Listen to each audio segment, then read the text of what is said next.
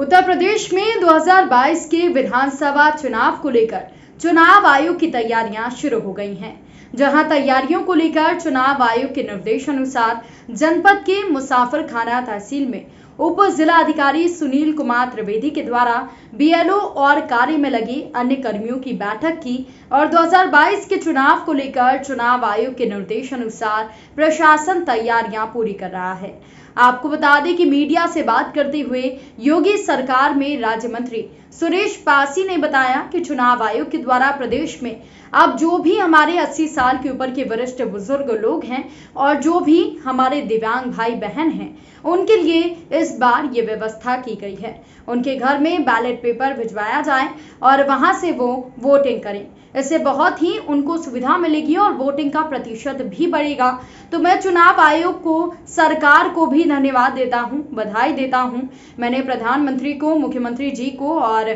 जो भी इसमें शासन प्रशासन के अधिकारी लगे हैं उनको भी मैं धन्यवाद देता हूं कि ये बहुत अच्छी पहल है और इसका संदेश भी अच्छा जाएगा, लोगों को सुविधा मिलेगी। जब चुनाव आता है तो आप लोग भी जानते हैं कि ऐसे बुजुर्ग और दिव्यांगों को किसी दूसरे के साथ साइकिल या गाड़ी से बैठकर वोट के लिए जाना पड़ता है और ऐसे में इस सुविधा से उनको बहुत बड़ी खुशी होगी और प्रशंसा होगी कि सरकार ने ऐसी पहल की है कि हमें पोलिंग बूथ तक नहीं जाना पड़ा, घर से ही हम वोटिंग कर पा रहे हैं और हमें ये सौभाग्य मिला है।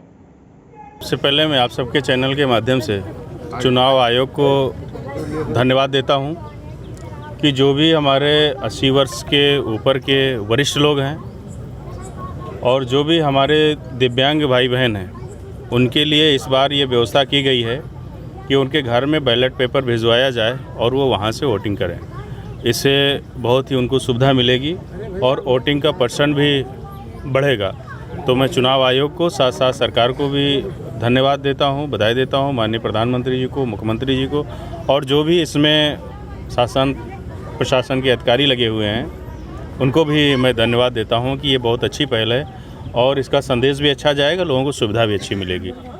आज 184 जगदीशपुर विधानसभा क्षेत्र के बीएलओ की बैठक तहसील सभागार में की गई और सारे बीएलओज को जो भारतीय निर्वाचन आयोग के नए निर्देश प्राप्त हुए हैं, नई व्यवस्था के तहत इस बार विधानसभा का इलेक्शन कराया जाना है, इस संबंध में उनको विस्तार से उनका संवेदीकरण किया गया। किस प्रकार से उनको 80+ मतदाताओं का मतदान पोस्टल बैलेट के माध्यम से कराना है, उसकी सूची किस प्रकार तैयार की जानी है, पीडब्ल्यूडी वोटर्स की सूची किस प्रकार से तैयार की जानी है, किस प्रकार से पोस्टल बैलेट के माध्यम से उनका मतदान कराया जाना है, इस संबंध में उनका व्यापक स्तर पर संवेदीकरण किया गया। इसके पीछे सरकार की मंशा क्या है? इसके पीछे सरकार की मंशा ये है, इलेक्शन चुनाव आयोग की मंशा ये है कि अधिक से अधिक जो है इनका पार्टिसिपेशन रहे, कोई भी वोटर जो है मतदान करने से वंचित ना रहे। ज़्यादातर हमारे जो दिव्यांग मतदाता हैं या 80+ के मतदाता हैं वो मतदान नहीं करते हैं, तो इन सब में भी जो है व्यापक स्तर पे मतदान रहे और इन सब में भी लोकतंत्र के प्रति इनकी आस्था रहे, इस नाते इस आशय का प्रयास किया गया। कितना प्रभाव पड़ेगा?